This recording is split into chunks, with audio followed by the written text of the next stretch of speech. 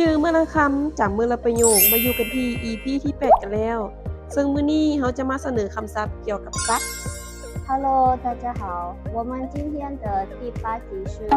学习关于动物的词语。เรามาเริ่มกันที่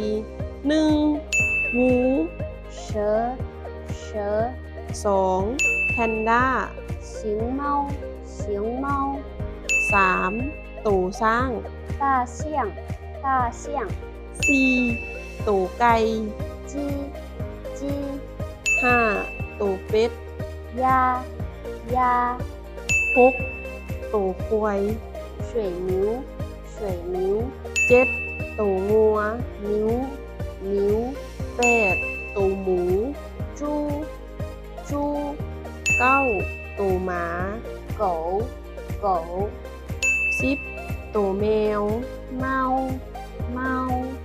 11ตูมังกร龙、龙、12นกแก้ว鹦鹉、鹦鹉、13ม้า马、马、14ม้าลาย 斑马、斑马、15สิงโต狮子、狮子、16ลิง猴子、猴子。ซึ่งเขาจะมีประโยคตัวอย่างดังนี้ 第一个，我家有3头牛和1头猪。我家有3头牛和1头猪。第二个，我妹妹最喜欢小猫和小狗。我妹妹最喜欢小猫和小狗。第三个，我最怕蛇。